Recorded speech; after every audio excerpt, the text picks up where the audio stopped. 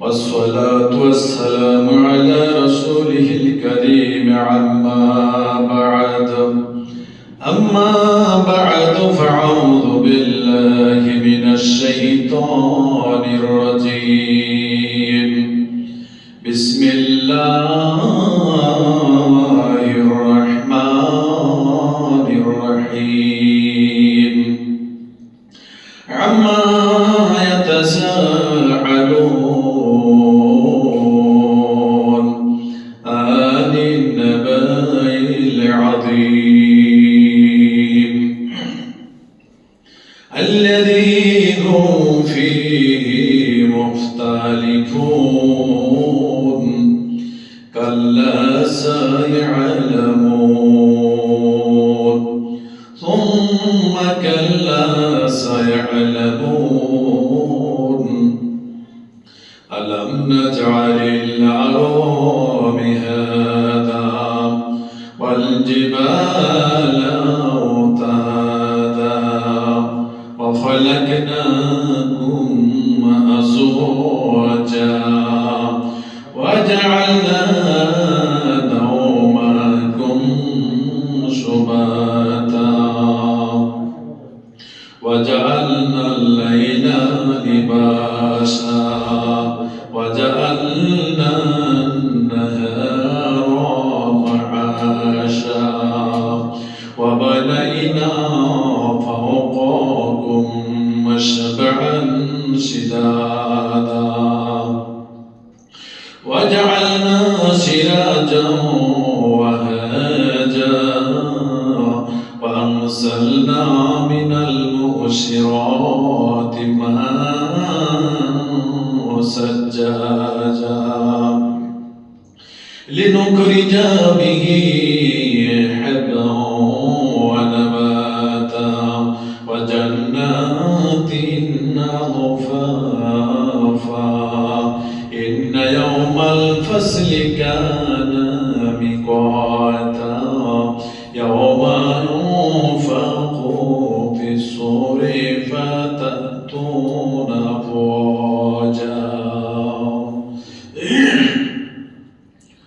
بارك الله لكم في القرآن العظيم ونفعنا بآيات وذكر الحكيم فإنه تعالى جواد الكريم عليكم الرؤوف الرحيم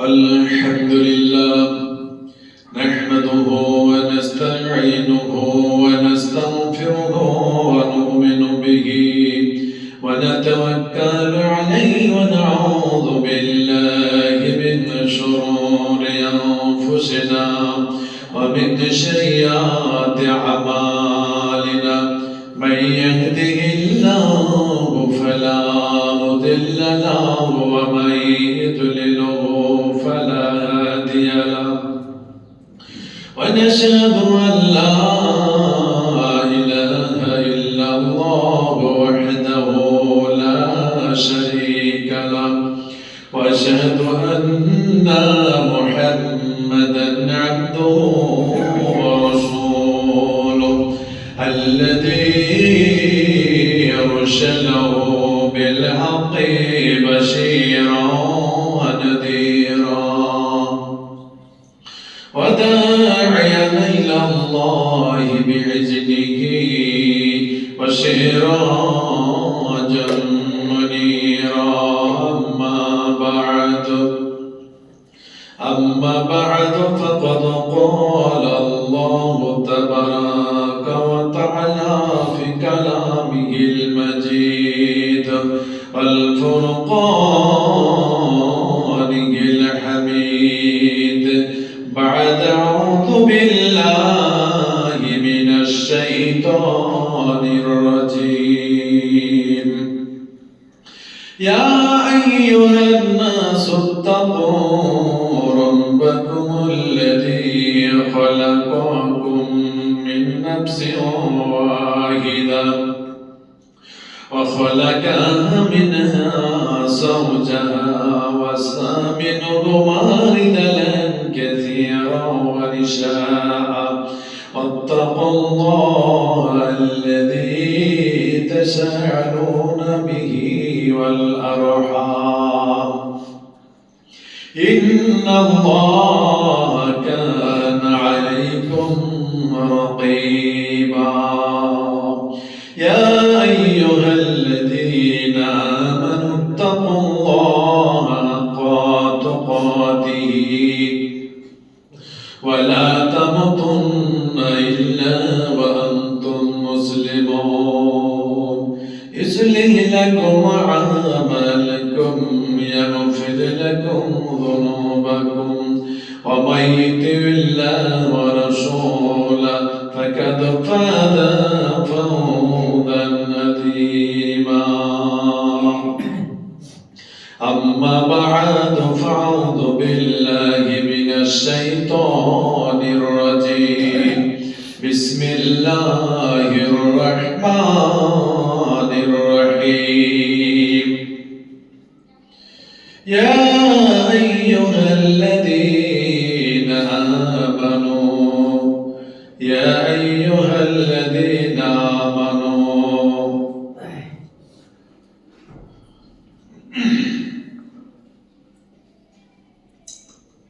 إن الله وملائكته يصلون على النبي يا أيها الذين آمنوا صلوا عليه وسلموا تسليما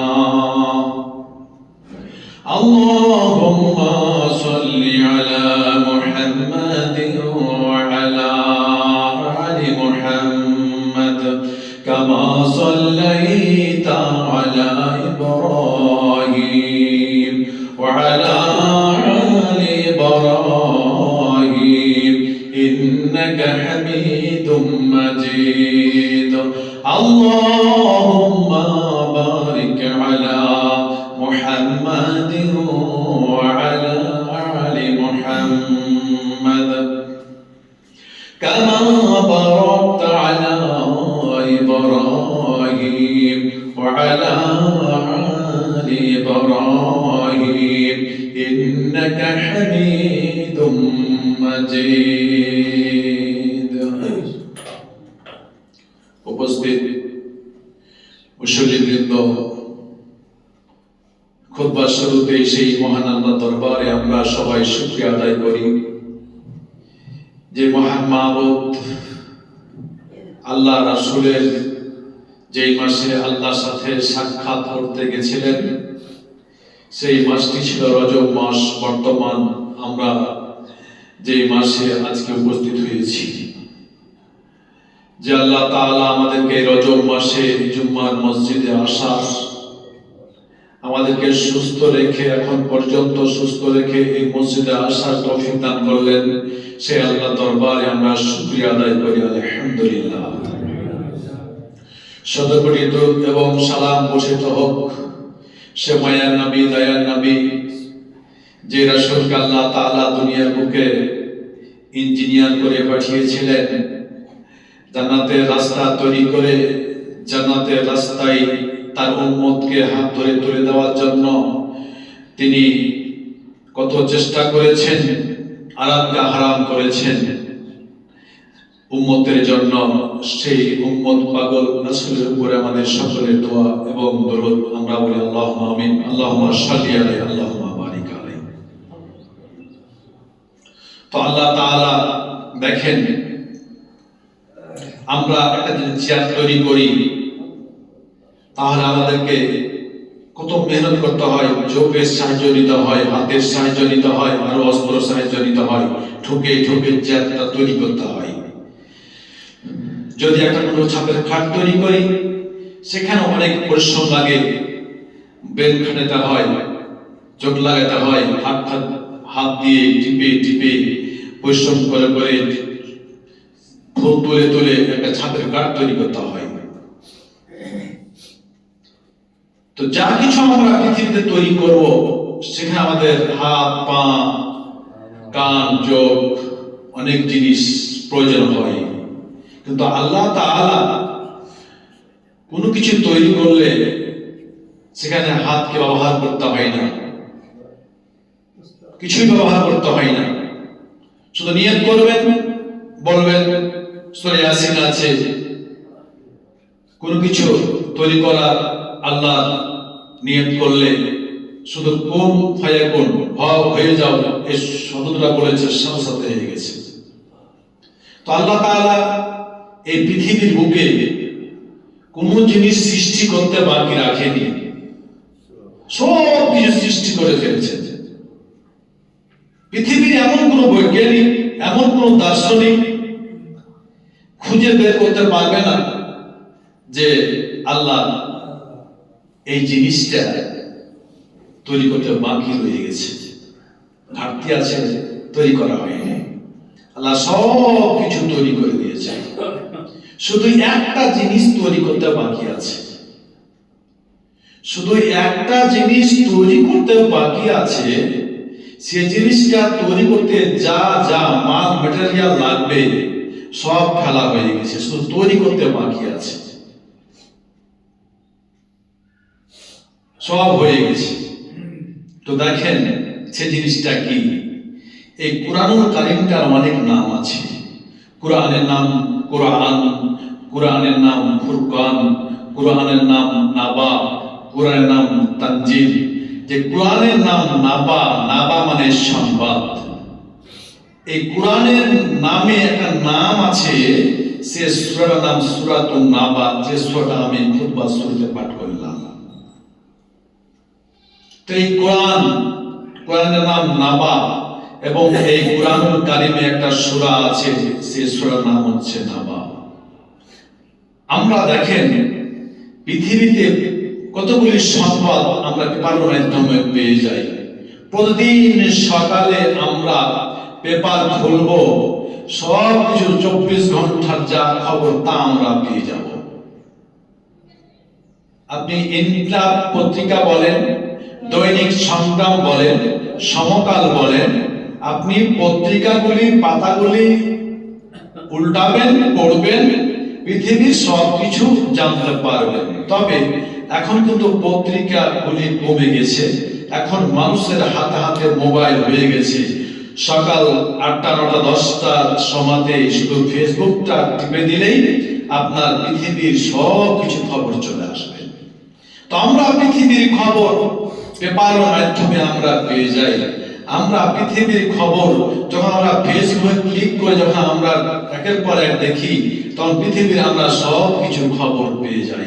তাহলে পত্রিকা এবং ফেসবুক পৃথিবীতে যতগুলি মানুষের কানে, মানুষের কাছে খবর পৌঁছাইছে, তার মধ্যে বড় পত্রিকা, বড় সংবাদ নাবা, বড় খবর দিয়েছে কোরআন।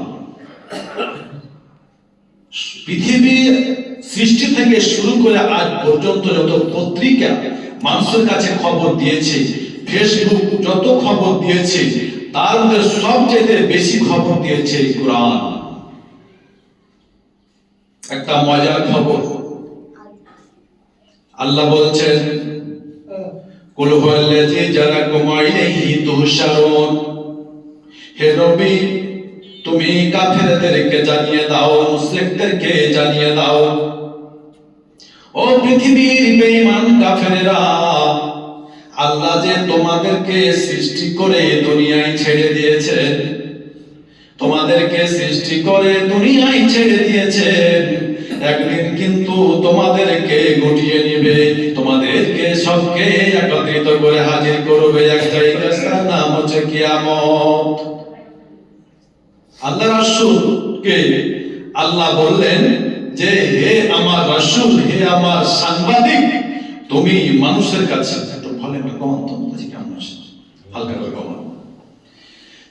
হে আমার সাংবাদিক, আল্লাহ বলছেন হে আমার সাংবাদিক, কাফের বেঈমান মুশরিক, কাফের বেঈমান মুশরিক, হিন্দু মূর্তি পূজক, অগ্নি পূজক যতগুলি বেঈমান রয়েছে, সবগুলি বেঈমানের কাছে এই সংবাদটা পৌঁছে দাও যে আল্লাহ তোমাদেরকে এই পৃথিবীতে ছেড়ে দিয়েছেন, সে আল্লাহ একদিন তোমাদেরকে জমা করবেন। আল্লাহ রাসূল যখন কাফেরদেরকে সংবাদটা পৌঁছায় দিলেন, তখন কাফেররা বলতে লাগলো, ও নবী মুহাম্মদ, তুমি যে কিয়ামত কিয়ামত কিয়ামত করছো, সেই কিয়ামতটা কবে সংগঠিত হবে? কাফেররা বলছে যে তুমি যে বলছো মুহাম্মদ যে আমাদেরকে একত্রিত করা হবে কিয়ামতের ময়দানে, তো বলো কিয়ামত কিয়ামত করে তুমি মানে মুখ ফাটাইছো, মুখ ফাটিয়ে দিচ্ছ, তো সেই দিনটা কবে হবে? আল্লাহ বললেন ও নবী, তুমি তাদেরকে বলে দাও, আনা নাজিরুম মুবিন, আমি কিয়ামতের খবর বলতে পারবো না, কিয়ামত কবে হবে, কোন ডেটে হবে, কোন তারিখে হবে, আমি মুহাম্মদের জ্ঞান নাই, আমার জানা নাই। আমি তোমাদের নিকট আনা নাজিরুম মুবিন ওয়া ইন্নামা আনা নাজিরুম মুবিন, আমি শুধু তোমাদেরকে ভয় দেখাতে এসেছি। শুধু আমি আল্লাহ আমাকে দুনিয়ার বুকে পাঠিয়েছে তোমাদেরকে সঠিক পথ দেখানোর জন্য, ভয় দেখানোর জন্য, তোমাদেরকে জাহান্নাম থেকে ভয় দেখানোর জন্য, জান্নাত পাওয়ার জন্য। জান্নাতের রাস্তা কোনটা, যা ওই রাস্তাটা হাত ধরে তোমাদেরকে তুলে দেওয়ার জন্য আল্লাহ আমাকে পাঠিয়েছে। তোমরা যে আমাকে কিয়ামতের সম্পর্কে প্রশ্ন করছো, সে প্রশ্ন সম্পর্কে আমার কোনো নলেজ নাই, আমার কোনো জ্ঞান নাই। তো আজকে আপনাদের সামনে আমি বিষয় ধরছি কিয়ামত। কতদিন চলে গেছে মত সম্পর্কে, বা তারপরে কবর, এখন কিয়ামত সম্পর্কে। তবে সামনে রজব মাস, তো রজব সম্পর্কে আলোচনা করা দরকার। তো যখন আজকে ই করি, তারপরে তখন দেখবো সেটা আর কি। ইনশাআল্লাহ রজব মাস রাসূলের মিরাজ সম্পর্কে আপনাদের সরাসরি পরিচয় থেকে আলোচনা করবো, দলিল ভিত্তিক, আপনার সেখান থেকে অনেক জ্ঞান পেতে পারেন। তো যাও, তো যখন আল্লাহ বললেন নবীকে, হে নবী তুমি কি করো, বেঈমান কাফেরদেরকে বলে দাও যে যে আল্লাহ তোমাদেরকে, সূরা মুলকে বলছে, কুল হুয়াল্লাযী জাআলাকুম ফিল আরজি তুশারুন, যে হে নবী তুমি কাফের বেঈমানদেরকে বলে দাও যে যে আল্লাহ তোমাকে দুনিয়ার বুকে ছেড়ে দিয়েছে, সে আল্লাহ তোমাদেরকে একদিন একত্রিত করবে, সেই কিয়ামতের ময়দানে তোমাদের একত্রিত করবে। তখন কাফের বেঈমানরা বলছে, ও মুহাম্মদ তুমি যে কিয়ামত কিয়ামত কিয়ামত বলছো, তো কিয়ামতটা কোন বছর, কত সালে, কোন মাসে, কোন তারিখে হবে বলো? আল্লাহ বললেন যে হে নবী তুমি একটু বলে দাও, ওয়া ইন্নামা আনা নাজিরুম মুবিন, যে আমার কাছে কোনো কিয়ামতের জ্ঞান নেই, আমি শুধু এসেছি তোমাদেরকে ভয় দেখানোর জন্য, আমি ভয় দেখানোর জন্য এসেছি। কুল ইন্নামাল ইলমু ইনদাল্লাহ, কিয়ামতের আমার কোনো জ্ঞান নাই, আমার জানা নাই কোন সালে হবে, কোন ডেটে হবে, কোন তারিখে হবে, কোন দিন হবে। সেই কিয়ামতের জ্ঞান আল্লাহ তাআলার কাছে রয়েছে। ইন্নামাল ইলমু ইনদাল্লাহ, কিয়ামত কবে হবে, সেই কিয়ামতের জ্ঞান, কিয়ামতের ডেট একমাত্র আল্লাহর কাছে আছে। আল্লাহই বলতে পারবে, আমি বলতে পারবো না। আমি শুধু তোমাদেরকে ভয় দেখাতে এসেছি, ভয় দেখাবো। কিয়ামত শাস্তি এরকম, জাহান্নাম শাস্তি এরকম, জান্নাত এইরকম সুখের জায়গা।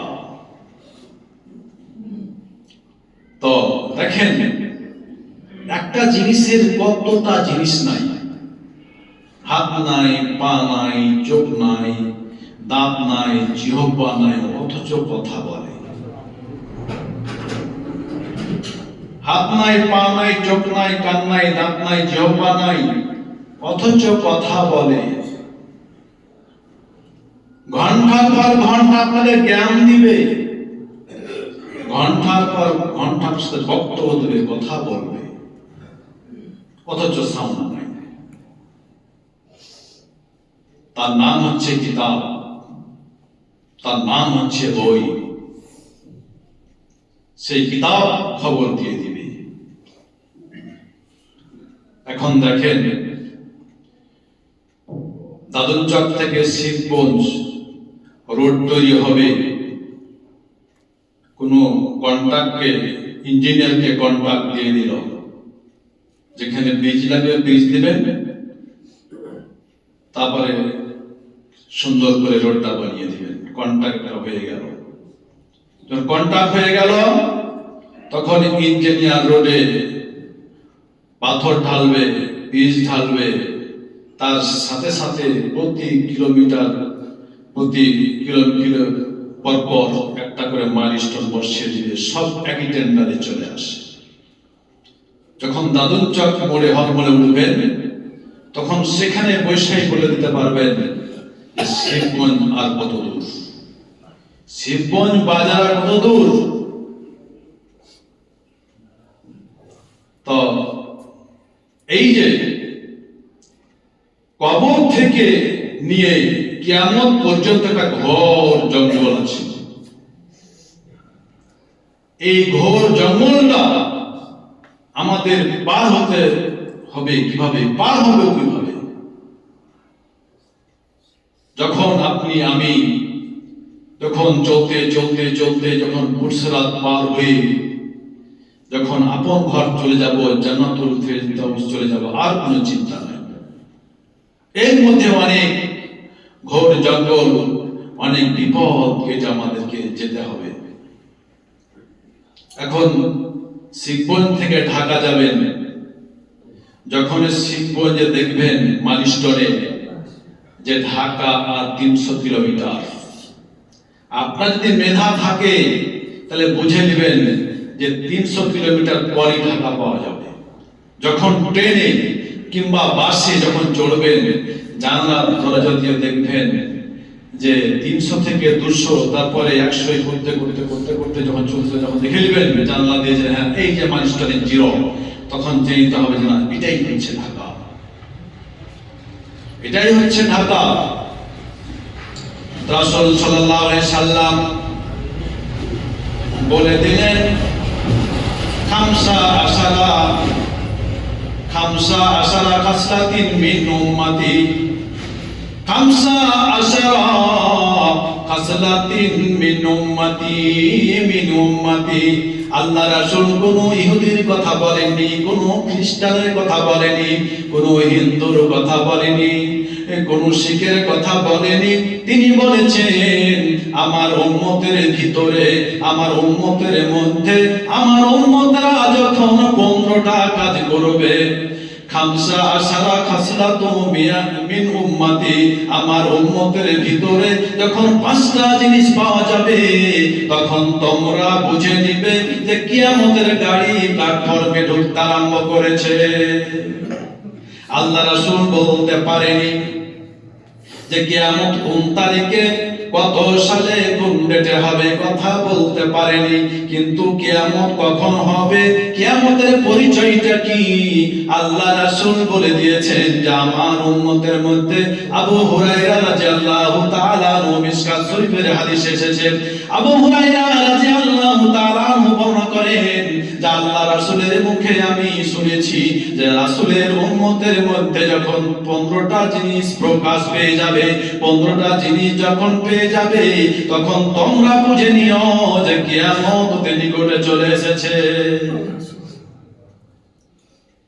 তো আমরা যখন শিবগঞ্জ থেকে যখন আমরা ঢাকা রওনা হই, তখন আমরা মাইলস্টোন থেকে তাকিয়ে বলতে পারি যে ঢাকার এত কিলোমিটার, তারপর এত কিলোমিটার, তারপর এত কিলোমিটার। যখন 0-তে পৌঁছে যায় তখন বুঝতে পারি যে হ্যাঁ ঢাকা চলে এসেছি। তা আল্লাহ রাসূল বললেন যে কিয়ামত কবে হবে আমি জানি না, ঠিক আছে, কিন্তু কিয়ামতটা কবে হবে আমি তার পরিচয়টা তোমাকে দিতে পারবো। সে পরিচয়টা হচ্ছে কি, যে কোনো হিন্দু নয়, কোনো খ্রিস্টান নয়, কোনো অগ্নি পূজক নয়, কোনো সূর্য পূজক নয়, কোনো পাথর পূজরি নয়, আমার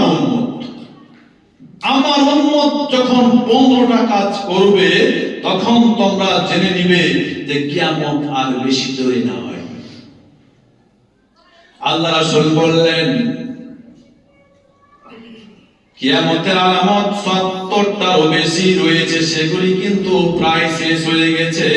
15টা কিন্তু বড় আলামত, 15টা বড় পরিচয়। যখন 15টা যখন আলামত শুরু হয়ে যাবে যাবে। এই আলামত গুলি আর বেশি দেরি হবে না। এক নম্বরে রাসূল বললেন, এমন এক সময় আসবে যে সময় মূর্খরা নেতা হবে, মূর্খরা শাসন করবে, তারা গ্রাম শাসন করবে, তারা ইউনিয়ন শাসন করবে, তারা রাষ্ট্র শাসন করবে, তারা মসজিদ মাদ্রাসা হাই স্কুলের নেতা হবে। যখন এই রূপ হবে, আর ওই নেতাগুলি কি করবে? ওই নেতাগুলি জনগণের ফকির মিসকিন গরিবের মালগুলি তারা লুটে ফুটে খাবে।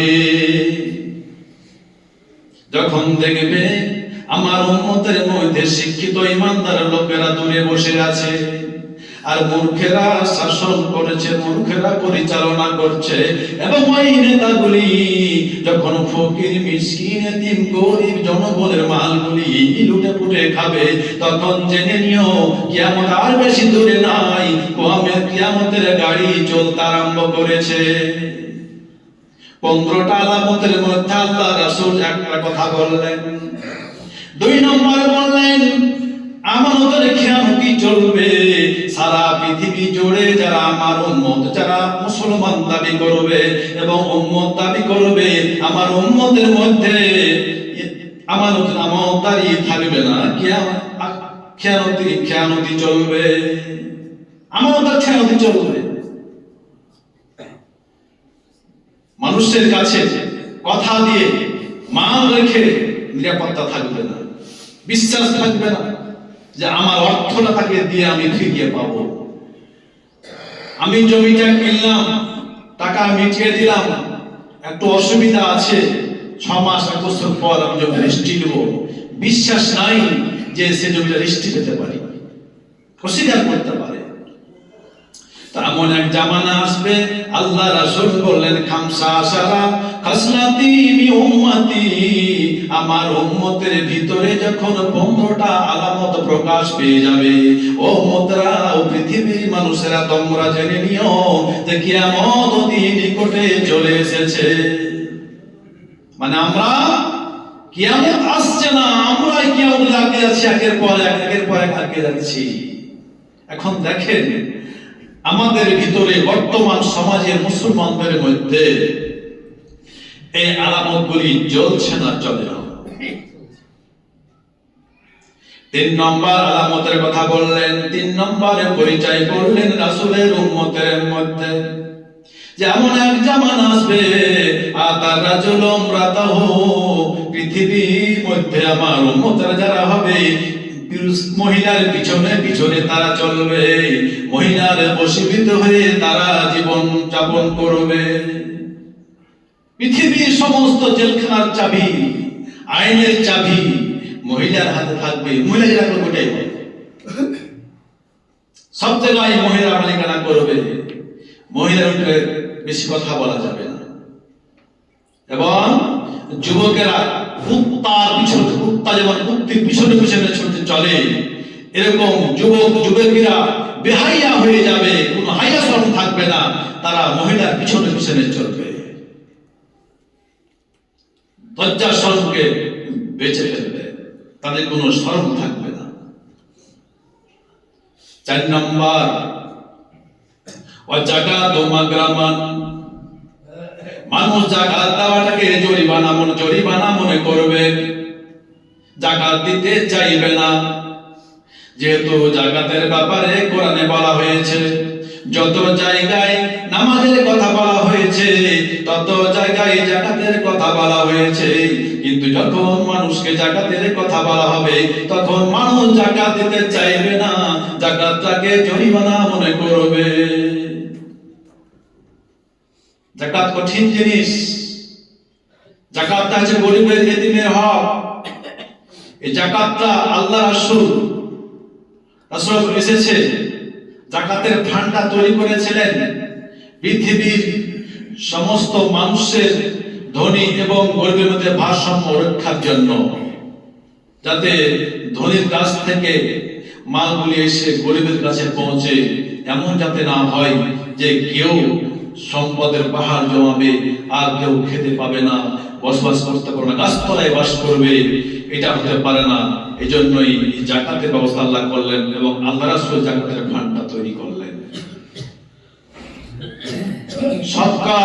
টাকা জাকাত দিতে হবে, তার জাকাত পরিমাণ যদি সম্পদ থাকে, 7.5 ভরি স্বর্ণ, 52 তলা রৌপ্য, এইরূপ যদি তার সম্পদ থাকে, কিংবা 18 মণের উপরে ধান বা কলাই বা গম, 30টা গরু বা 40টা ছাগল, এরকম সম্পদের মালিক, নিসাব পরিমাণ, জাকাত পরিমাণ, হিসাব পরিমাণ যদি কোনো ব্যক্তির মাল হয়ে যায়, তাকে জাকাত ফেলে দিতে হবে। এই জাকাতটা খুব বিষাক্ত, খুব ভয়ঙ্কর।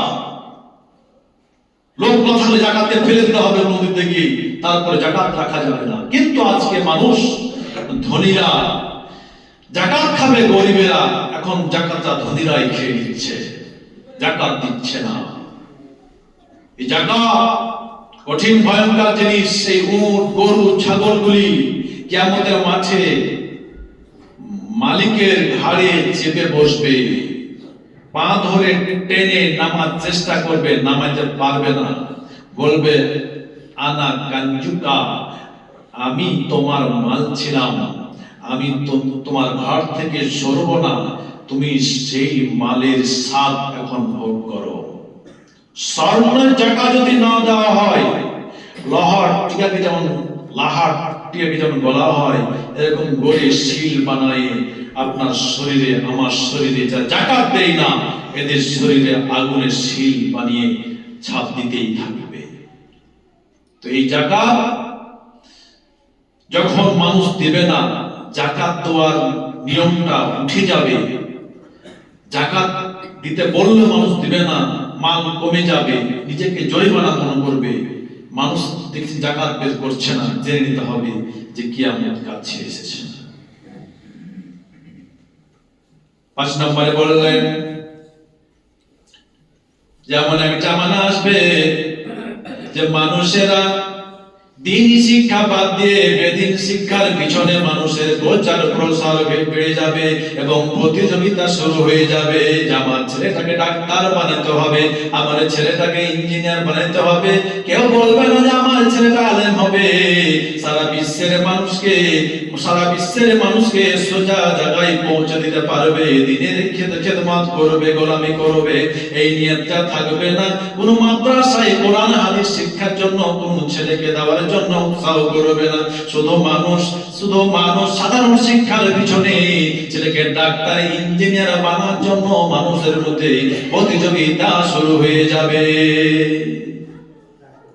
এখন দেখেন, ছোট ছোট আলামত চলে গেছে, কিন্তু যে 15টি আলামত শুরু হয়ে গেলে যেতে হবে যে রেডি হয়ে যাও, কিয়ামতের গাড়ি চলতে আরম্ভ করেছে। এখন যে আলামতগুলি বললাম 5টা, এই 5টা আমাদের হয়ে গেছে, চলছে না, বাকি আছে।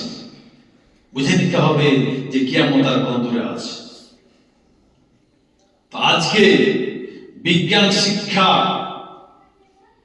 বিশ্ববিদ্যালয় লেখাপড়া করে মানুষরা যতটুকু গবেষণা করে যা তথ্য দিতে না পারবে, একটা ছোট্ট বাচ্চা তার চাইতে হাফিজিয়া পড়ছে, ওরা বেশি খবর দিতে পারবে।